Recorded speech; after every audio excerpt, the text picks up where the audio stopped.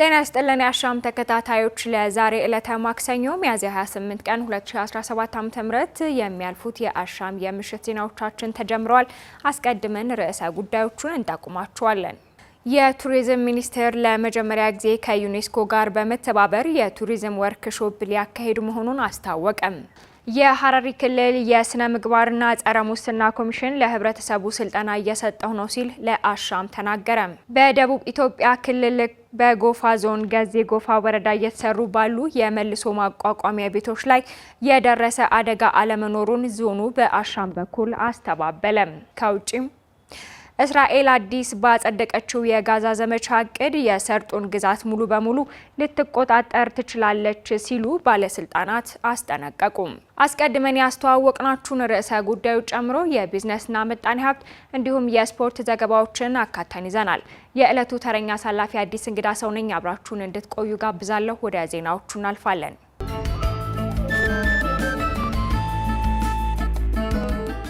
የቱሪዝም ሚኒስቴር ለመጀመሪያ ጊዜ ከዩኔስኮ ጋር በመተባበር የቱሪዝም ወርክሾፕ ሊያካሂድ መሆኑን አስታወቀ። በዚህ ወርክሾፕ ከ100 በላይ ሀገር አቀፍ ተሳታፊዎች እንደሚገኙበት የቱሪዝም ሚኒስቴር በዛሬው ዕለት ለመገናኛ ብዙሃን በሰጠው ጋዜጣዊ መግለጫ ገልጿል። ሁነቱንም የተባበሩት መንግስታት የትምህርት ሳይንስና የባህል ድርጅት ዩኔስኮ ጋር በመተባበር በአዲስ አበባ ከተማ ከግንቦት 4 እስከ ግንቦት 7 2017 ዓ.ም ማካሄድ ማቀዱን ይፋ አድርጓል። መግለጫውን ፍራኦል ኃይሉ ተከታትለዋለች።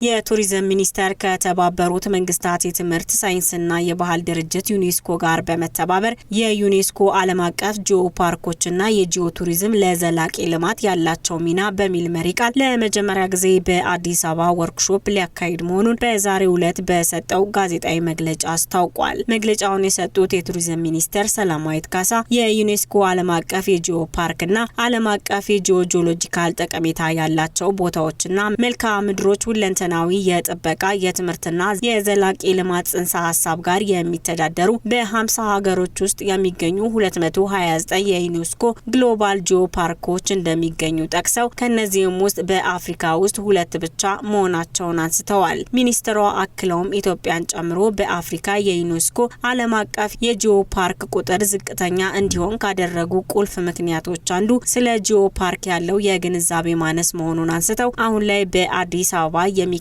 ጉባኤ ለዘርፉ ተዋንያን ግንዛቤ የሚፈጥርና ዩኔስኮ በኢትዮጵያም ይሁን በሌሎች የምስራቅ አፍሪካ ሀገራት የጂኦ ፓርክ ሀሳብን የሚያስተዋውቅ መሆኑን ጠቁመዋል።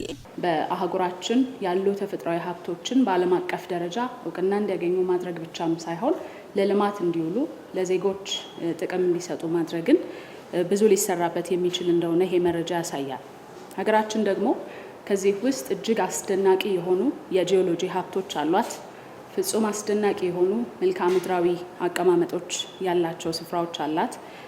ይህንን መነሻ በማድረግ ደግሞ በዓለም አቀፍ ደረጃ እነዚህ ስፍራዎች እውቅና እንዲያገኙ የሚገባቸውን የጂኦ ፓርኮችን ደረጃ እንዲያገኙ ከማድረግን ባሻገር ለዜጎች ጥቅም የሚሰጡበትን አካባቢዎቹ ተጠብቀው ለትውልድ የሚተላለፉበትን ሁኔታ መፍጠር ስለሚያስፈልግ እዚህ ላይ በሰፊው መስራት የሚያስችል እድል አላት ማለት ነው። እንደ ኢትዮጵያ ሁሉ ደግሞ በርካታ የምስራቅ አፍሪካ ሀገራትም ይህንኑ መልክዓ ምድራዊ ሀብት ይጋራሉ። ብዙ ሀብቶች አሉ፣ የጂኦሎጂ ሀብቶች ማለት ነው። እነዚህን ሀብቶች ደግሞ በአግባቡ መለየት፣ መጠበቅ እና ለዘላቂ ልማትም እንዲውሉ ማድረግ ደግሞ ከዚሁ በሀገራችን ለማካሄድ ካሰብነው ጉባኤ የሚጠበቅ አንደኛው ውጤት ነው። በዚህም መርሃ ግብር ላይ የከፍተኛ ደረጃ ሚኒስትሮች፣ ከ100 በላይ ሀገር አቀፍ ተሳታፊዎች፣ የአፍሪካና የአውሮፓ ህብረት ተወካዮች፣ የሚኒስቴር መስሪያ ቤቶች፣ የክልል ባህልና ቱሪዝም ቢሮ ኃላፊዎችን ጨምሮ በምስራቅ አፍሪካ የሚገኙ የዘርፉ ተዋንያኖች የሚሳተፉበት ጉባኤ መሆኑንም ሰላማዊት ካሳ አስታውቀዋል። በዚህ መድረክ ላይ የከፍተኛ የሚኒስትሮች ፎረም ይኖራል። በዚህ ፎረም ላይ ከ10 ሀገራት እና ከዛ በላይ የሚመጡ የዘርፉ ኤክስፐርቶች፣ ከፍተኛ የስራ ኃላፊዎች የሚታደሙ ይሆናል። ከዛ ባሻገር ከሀገር ውስጥ እንደዚሁም ከዓለም አቀፍ ድርጅት ተወካዮችን ጨምሮ ከፌዴራል ተቋማት እዚሁ በሀገራችን የሚገኙና ከዚሁ ርዕሰ ጉዳይ ጋር ተያያዥነት ያላቸው ተልእኮ ይዘው የሚሰሩ የተለያዩ ተቋማት አሉ። ከነሱ ከፍተኛ የስራ ኃላፊዎች፣ የክልል የቱሪዝም መዋቅር አካላትና ከፍተኛ የስራ ኃላፊዎች ከዩኒቨርሲቲዎች ከፍተኛ የሆነ በዚህ ጉዳይ ላይ ምርምር ጥናት እያካሄዱ የሚገኙ ዩኒቨርሲቲዎች አሉ። ከነሱም እንደዚሁ ተወካዮች ኖረው በዚህ ኮንፈረንስ ላይ ተሳታፊ እንዲሆኑ ይጠበቃል።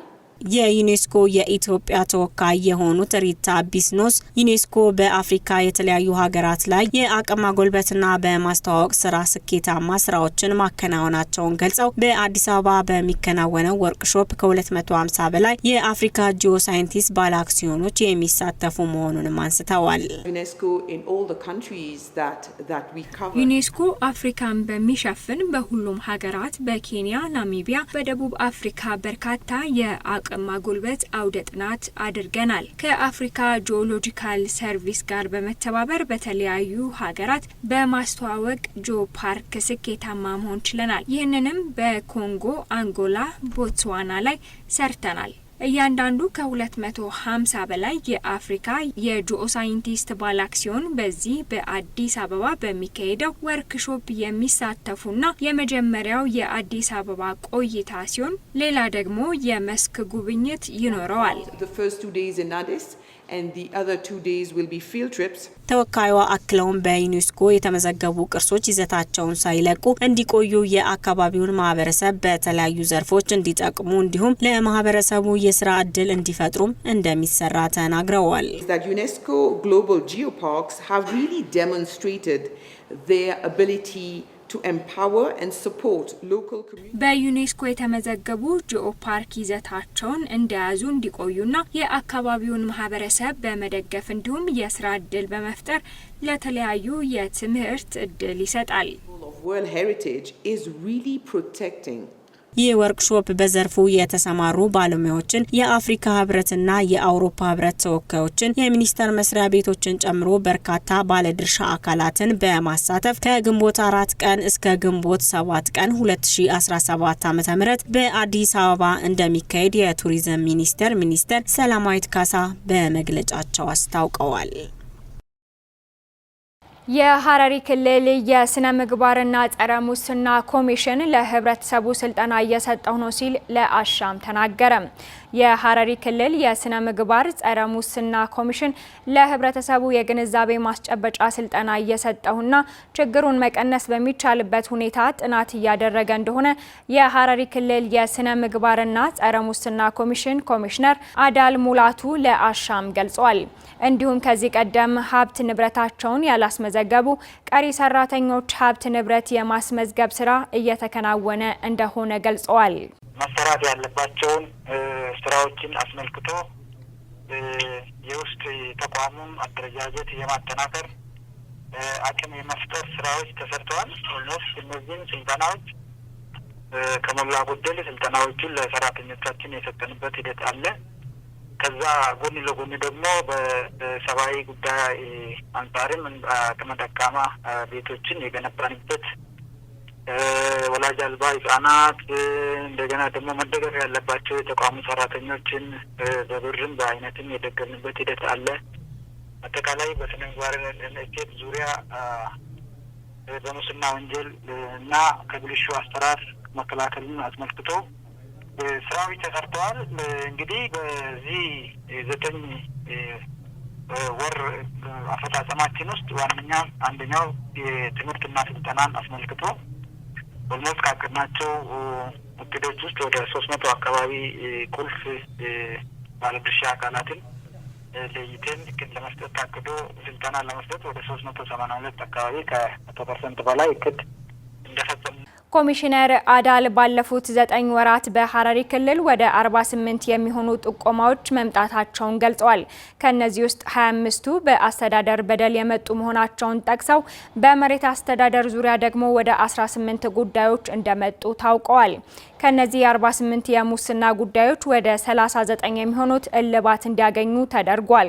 3ቱ በሂደት ላይ ናቸው። 6ቱ ደግሞ በፍርድ ቤት ጉዳያቸው እየታየ እንደሆነ የሐረሪ ክልል የስነ ምግባርና ጸረ ሙስና ኮሚሽን አስታውቋል። እንግዲህ ከዜጎች የሚቀርቡ መደበኛ ሙስና መከላከል ጥቆማዎች በመቀበል እንግዲህ ከነዚህ ውስጥ እንግዲህ መደበኛ የምንላቸው ባለፉት 9 ወራት ውስጥ እንግዲህ በኮሚሽናችን ወደ 48 ጥቆማዎች መጥተዋል።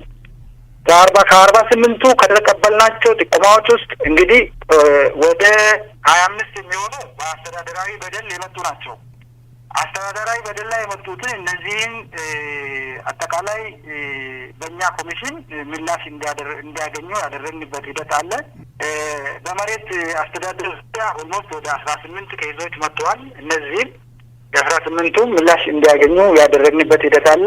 ሌላ እንግዲህ በድምሩ ወደ 39 የሚሆኑ ከ48ቱ ወደ 39 የሚሆኑ ምላሽ መስጠት ተችሏል ነው።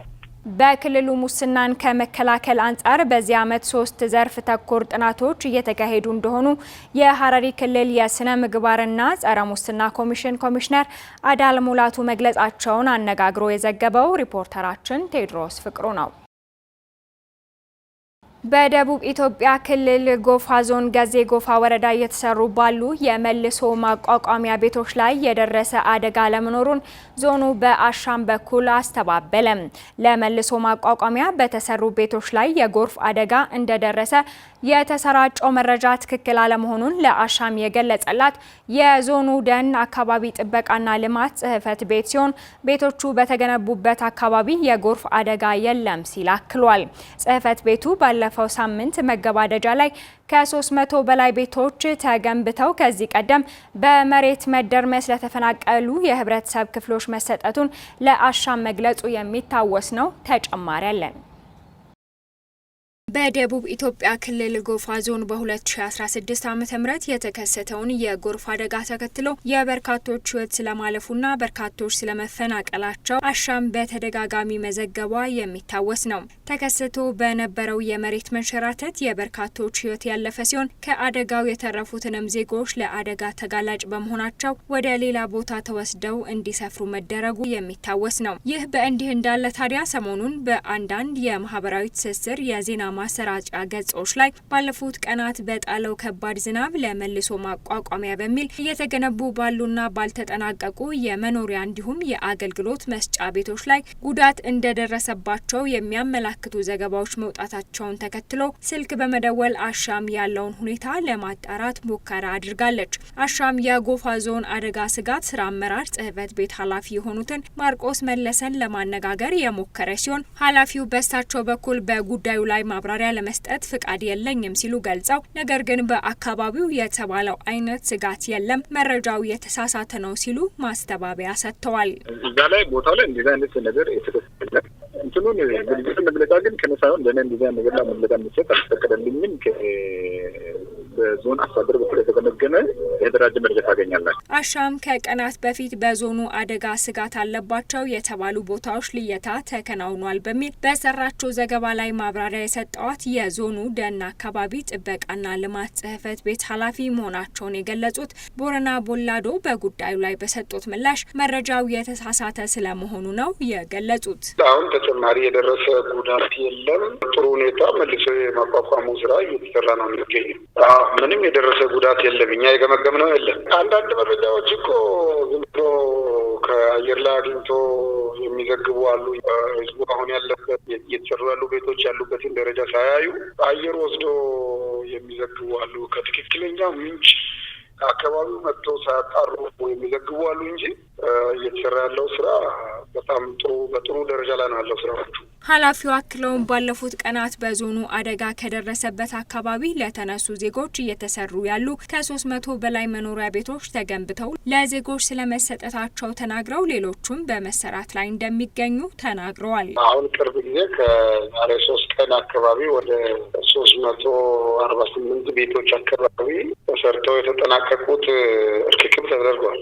348 ቤቶች አካባቢ እርክክብ ተደርጓል አልቆ ተጨማሪ ከ300 በላይ ቤቶች እየተጠናቀቁ ናቸው።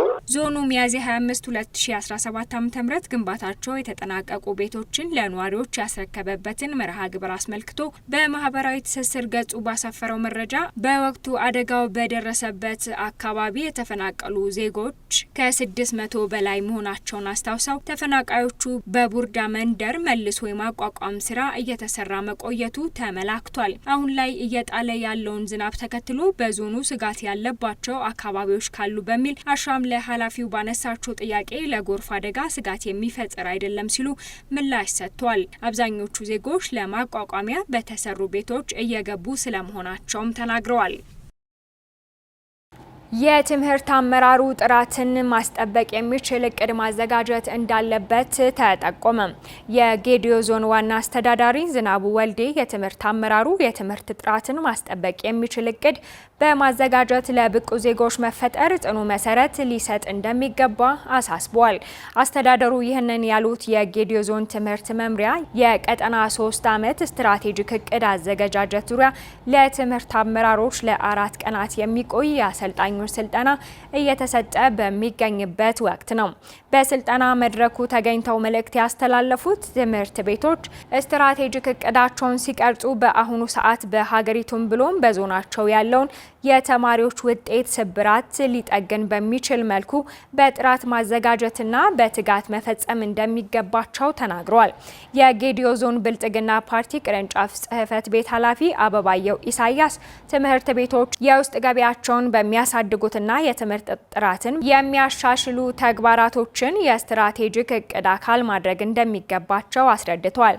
የትምህርት ተቋማትን ማሻሻል ሀገርን ማሻሻል እንደመሆኑ የቀጣይ የ3 ዓመት ስትራቴጂክ እቅዶች ላይ በትኩረትና በጥንቃቄ ሊሰራ እንደሚገባ አሳስበዋል።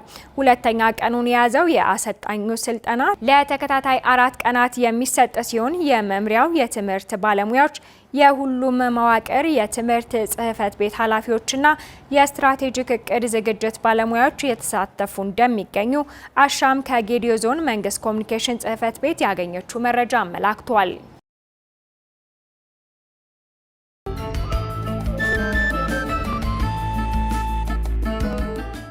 ተመልካቾቻችን ዜናዎቻችን አሁን ቀጥሏል። አሁን ደግሞ ከዓለም አቀፍ የዜና አውታሮች ወዳገኘናቸው ዘገባዎች እናልፋለን።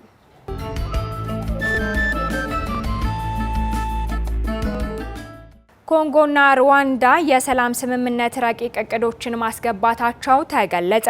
ኮንጎና ሩዋንዳ በምስራቅ ኮንጎ እየተካሄደ የሚገኘውን ግጭት ለማስቆም በዩናይትድ ስቴትስ አነሳሽነት የሰላም ረቂቅ ሀሳብ አቅርበዋል። የፕሬዝዳንት ዶናልድ ትራምፕ የአፍሪካና የመካከለኛው ምስራቅ ከፍተኛ አማካሪ የሆኑት ማሳድ ብሎስ ረቂቆቹን ከሁለቱም ሀገራት መቀበላቸውን አስታውቀው ሰላምን ለማምጣት ወሳኝ እርምጃ ነው ብለዋል። በሩዋንዳ ይደገፋሉ የሚባሉት የኤም23 አማጽያን ጎማና ቡካቪን ጨምሮ የሀገሪቱን ቁልፍ ከተሞች በተቆጣጠሩበት በዚህ ዓመት መጀመሪያ ላይ ግጭቱ ተባብሷል። ግጭቱም ወደ 7000 የሚጠጉ ሰዎች ገድሏል። ከ7 ሚሊዮን በላይ ሰዎች ደግሞ አፈናቅሏል። የሰላም ሀሳቡ በምዕራቡ ዓለም በማዕድን ዘርፍ ከፍተኛ መዋለ ንዋይ የማፍሰስ መንገድን የሚከፍት ይመስላል። የሩዋንዳ የውጭ ጉዳይ ሚኒስትር ፕሬዝዳንት ትራምፕና ሌሎች መሪዎች በተገኙበት እስከ ሰኔ ወር አጋማሽ ድረስ በነጩ ቤተ መንግስት ስምምነቱን እንደሚፈራረሙ እምነት እንዳላቸው ገልጿል። የሰላም ረቂቁ ኮንጎና ሩዋንዳ በዩናይትድ ስቴትስ የውጭ ጉዳይ ሚኒስትር ማርኮ ሩቢዮ ስር ሆነው የሰላም ድርድር ለማድረግ ቃል የገቡበትን በዋሽንግተን የተካሄደውን ስብሰባ ተከትሎ የመጣ ነው ተብሏል። ዘገባው የአፍሪካ ኒውስ ነው። የሮማኒያ ጠቅላይ ሚኒስትር የመጀመሪያውን ዙር ምርጫ ከተሸነፉ በኋላ ስልጣናቸውን መልቀቃቸው ተነገረ። የሮማኒያ ጠቅላይ ሚኒስትር ማርሴል ሲዩላኩ የቀኝ ክንፍ ብሔርተኛ እጩ የመጀመሪያውን ዙር ምርጫ ካሸነፈ በኋላ ስልጣናቸውን ለቀዋል። የሶሻል ዲሞክራቲክ ፓርቲያቸው ከመንግስት ስልጣን ሊለቅ መሆኑ ተሰምቷል። ሮማኒያ ብቻ እንደሚያስቀድሙ ቃል የገቡት ጆርጂያ ሲማኒ 40.9 በመቶ የሚሆነውን ድምጽ በማግኘት አሸንፈዋል። ግንቦት 18 በሚደረገው ሁለተኛው ዙር ምርጫ እንደሚያሸንፉ ይጠበቃል። ውጤቱ የአውሮፓ ህብረትና የሰሜን አትላንቲክ ጦር ቃል ኪዳን ድርጅት አባል የሆነችውን ሮማኒያ ወደ ሌላ የፖለቲካ ውዥንብር ውስጥ ይከታታልም ተብሏል። ስልጣናቸውን የለቀቁት ጠቅላይ ሚኒስተሩ ጥምረታቸውን ዓላማውን ማሳካት ባለመቻሉና ህጋዊነት ስለሌለው ከመንግስት ለመውጣት ተገደናል ብለዋል። በምርጫው ያሸነፉት ጆርጂያ ሲማኒ የአውሮፓ ህብረት አባል የሆነች ጠንካራና ሉዓላዊት ሀገር ማየት እንደሚፈልጉ ገልጸው ፓርቲያቸው ለዩክሬን የጦር መሳሪያ አቅርቦት እንደሚቃወም ተናግረዋል። የሮማኒያ የሀገር ውስጥ ሚኒስተር ካታሊን ፕሪዮዲዮ ጠቅላይ ሚኒስተሩ ስልጣናቸውን መልቀቃቸውን ተከትሎ ጊዜያዊ ጠቅላይ ሚኒስተር ሆኖ መሾማቸውን የፕሬዝዳንት አስተዳደሩ አስታውቋል። ዘገባው የቢቢሲ ነው። እስራኤል አዲስ ባጸደቀችው የጋዛ ጦር ዘመቻ እቅድ የሰርጡ ግዛት ሙሉ በሙሉ ልትቆጣጠረው ትችላለች ሲል ባለስልጣናት አስጠነቀቁም። እቅዱ በርካታ ጫናዎች ሊኖሩበት እንደሚችሉ ከወዲሁ የእስራኤል ባለስልጣናት ግምታቸውን እያስቀመጡ ይገኛሉ። እስራኤል በትላንትናው ዕለት በጋዛ በሐማስ ላይ የምትወስደውን ወታደራዊ እርምጃ ጠናክራ ለመቀጠል የሚያስችል እቅድ ማጽደቋ መዘገቡ ይታወሳል። ናትናኤል በላይነህ የጸጥታ ካቢኔያቸው የጋዛ ሰርጥን መያዝና እርዳታን መቆጣጠርን የሚያካትት እቅዶችን ካጸደቀ በኋላ የእስራኤሉ ጠቅላይ ሚኒስትር ቤንያሚን ኔታንያሁ በፍልስጤም ታጣቂ ቡድን ሐማስ ላይ የሚካሄደው ጥቃት እንደሚሰፋ ገልጸዋል። ሆኖም የእስራኤል የመከላከያ ባለስልጣናት የዩናይትድ ስቴትስ ፕሬዝዳንት ዶናልድ ትራምፕ በሚቀጥለው ሳምንት ወደ መካከለኛው ምስራቅ የሚያደርጉትን ጉብኝት ከማጠናቀቃቸው በፊት ኦፕሬሽኑ እንደማይጀምር ተናግረዋል። ከሐማስ ጋር የተኩስ አቁም ስምምነት ለማድረግ ከሳምንታት የዘገየ ጥረት በኋላ ውሳኔው በሀገር ውስጥ ያለው የህዝብ ድጋፍ እያሽቆለቆለ ባለበት ወቅት በእስራኤል ላይ እየደረሰ ያለው ጦርነት ማብቂያ በሌለው ሁኔታ ሊቀጥል እንደሚችል ስጋትን ፈጥሯል። ጉዳዩን የሚያውቁ ባለስልጣናትን ጠቅሶ የእስራኤል የህዝብ ብሮድካስቲንግ ካን አዲሱ እቅድ በሂደት ላይ ያለና ወራት የሚፈጅ ሲሆን ኃይሎች በመጀመሪያ ያተኮሩት በአንድ አካባቢ ላይ ነው ብሏል። ኔታንያሁ በመልእክታቸው ኦፕሬሽኑ ጠንካራ እንደሚሆንና በጋዛ ውስጥ ብዙ ፍልስጤማውያን ለራሳቸው ደህንነት ሲባል ወደ ተለያዩ ቦታዎች ሊዘዋወሩ እንደሚችሉ ተናግረዋል። የእስራኤል ወታደሮች ከጋዛ ውጭ የሚገኙ ኃይሎች ባደረጉት አጭር ወረራ ላይ ተመስርተው ከዚህ በፊት የወሰዱትን ስልቶች እንደማይከተሉም ኔታንያሁ ተናግረዋል። ዓላማው ተቃራኒ ነው ሲሉ ከሌሎች የእስራኤል ባለስልጣናት እስራኤል የወሰደችውን መሬት ትይዛለች ያሉትን አስተያየቶች አስተላልፈዋል። የኦፕሬሽኑ ዋና ዓላማም የእስራኤል ታጋቾችን ማስለቀቅ እንደሚሆን የእስራኤል ጦር ቃል አቀባይ ገልጸዋል። The objective of the operation is to return our hostages, topple and subdue the Hamas regime. የኦፕሬሽኑ ዋና ዓላማ ታጋሾቻችንን መመለስና የሐማስ አገዛዝን መቆጣጠር ነው። እነዚህ ሁለት ግቦች የተሳሰሩ ሲሆኑ ኦፕሬሽኑ አብዛኛው የጋዛ ሰርጥ ህዝብን ማንቀሳቀስን የሚያካትት ይሆናል። ይህም የሚደረገው በዋናነት የጋዛን ህዝብ ከሐማስ ለመከላከል ነው። This is to protect them in a sterile area away from Hamas.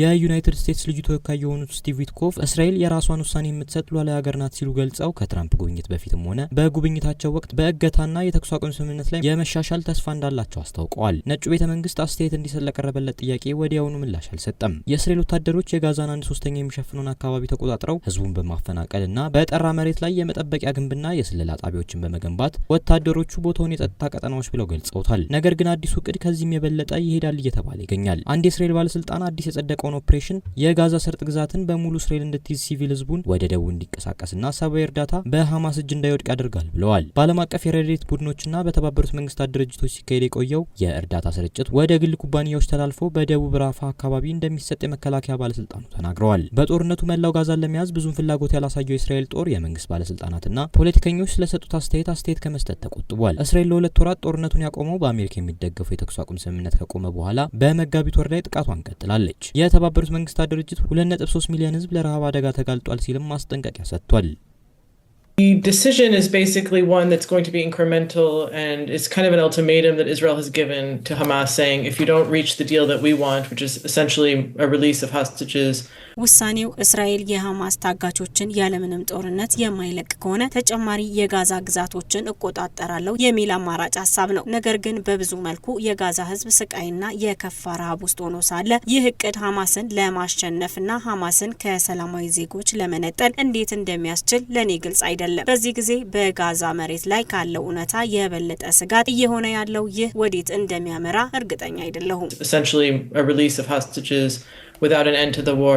We will go in and we will seize more territory, but in many ways this is despite the suffering of the Gaza population and their starvation, this is more of the same, and it's unclear to me how this is going to defeat Hamas. የመከላከያ ባለስልጣኑ እስራኤል በጋዛ ዙሪያ ያሉትን የጸጥታ ዞኖች ትይዛለች ምክንያቱም በግዛቱ ዙሪያ ያሉትን የእስራኤል ማህበረሰቦች ለመጠበቅ አስፈላጊ ናቸው ብለዋል። ነገር ግን በትራምፕ ጉብኝት ወቅት የተኩስ ማቆምና የታጋቾችን የመልቀቅ ስምምነት የእድል መስኮት ሊኖር እንደሚችሉም ጠቁመዋል። የሐማስ ባለስልጣን የሆኑት መሐመድ ማርዳዊ ግፊትና ማጭበርበር ያሉት አዲሱን የእስራኤል ሀሳብ ውድቅ አድርገዋል። ሙሉ በሙሉ የተኩስ አቁም የእስራኤል ጦር ከጋዛ ሙሉ ለሙሉ መውጣትን የጋዛ ሰርጥ መልሶ ግንባታና ሁሉንም እስረኞች ከሁለቱም ወገኖች መልቀቅን የሚያካትት አጠቃላይ ስምምነት ካልተደረገ በስተቀር ምንም አይነት ስምምነት የለም ሲሉ አክለዋል። ከዘመቻው በኋላ አብዛኛውን የጋዛን ህዝብ ያፈናቀለና በፍጥነት እየቀነሰ በመጣው የእርዳታ አቅርቦት ላይ በመመስረት እስራኤል ከጦርነቱ በኋላ ለጋዛ ግልጽ የሆነ የወደፊት ጣፋንታ ራዕይ አላቀረበችም። ሐማስ ለሲቪሎች የታሰበውን ቁሳቁስ እንዲይዝ ፈቅዷል ብለው ለሚወነጅሉት የእርዳታ ክፍፍል ለዓለም አቀፍ ድርጅቶች ሊተው እንደማይችል የእስራኤል ሚኒስትሮች ተናግረዋል። አዲሱ እቅድ በምትኩ ባለስልጣናቱ የተባበሩት መንግስታት ድርጅት የእስራኤል የእስራኤል መናኸሪያ ብሎ በገለጸው አማካኝነት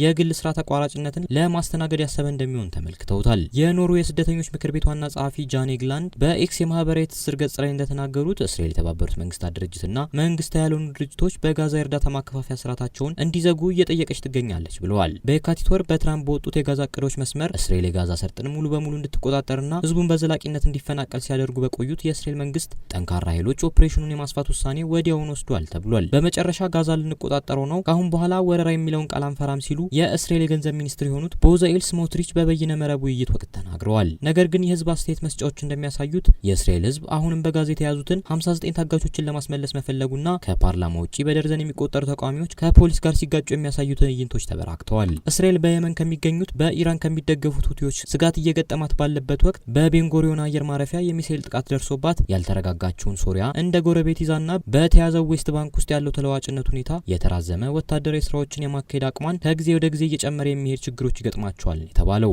እስራኤል በጋዛ ባካሄደችው የምድርና የአየር ዘመቻ እንደ አካባቢው የጤና ባለስልጣናት ገለጻ እስካሁን ከ52000 በላይ ፍልስጤማውያንን ገድሏል። አብዛኛው የጋዛ ክፍልም ወድሟል የተባለው። ዝርዝር ዘገባውን ስናዘጋጅ አልጀዚራ፣ ሮይተርስና ዶቼ ቬለን በእማኝነት ተጠቅመናል። ተመልካቾቻችን ለዛሬ ያዝናቸው ዜናዎች ከመጠናቀቃቸው በፊት ርዕሰ ጉዳዮቹን እናስታውሳችሁ። የቱሪዝም ሚኒስቴር ለመጀመሪያ ጊዜ ከዩኔስኮ ጋር በመተባበር የቱሪዝም ወርክሾፕ ሊያካሂድ መሆኑን አስታወቀም። የሐረሪ ክልል የስነ ምግባርና ጸረ ሙስና ኮሚሽን ለህብረተሰቡ ስልጠና እየሰጠው ነው ሲል ለአሻም ተናገረ። በደቡብ ኢትዮጵያ ክልል በጎፋ ዞን ገዜ ጎፋ ወረዳ እየተሰሩ ባሉ የመልሶ ማቋቋሚያ ቤቶች ላይ የደረሰ አደጋ አለመኖሩን ዞኑ በአሻም በኩል አስተባበለ። ከውጪም እስራኤል አዲስ ባጸደቀችው የጋዛ ዘመቻ እቅድ የሰርጡን ግዛት ሙሉ በሙሉ ልትቆጣጠር ትችላለች ሲሉ ባለስልጣናት አስጠነቀቁ። ለዛሬ ዕለተ ማክሰኞ ሚያዝያ 28 2017 ዓ.ም ያጠናቀርናቸው የምሽት ዜናዎቻችን ቀደም ሲል የተከታተላችኋቸውን ይመስሉ ነበር። ተረኛ አሳላፊ አዲስ እንግዳ ሰው ነበርኩኝ። ከአሻም ቴሌቪዥን የሚተላለፉ አዳዲስና ወቅታዊ መረጃዎቻችንን ለማግኘት ሁሉንም የማህበራዊ ትስስር ገጾቻችንን ማለትም ፌስቡክ፣ ቴሌግራም፣ ዩቲዩብ እንዲሁም ቲክቶክ ፎሎ፣ ላይክ በማድረግ ማግኘት እንደምትችሉ እየጠቆምኩ የዛሬውን በዚህ አበቃን። ቀሪ አሻም ስርጭቶች ይቀጥላሉ። አሻም ለሁላችን።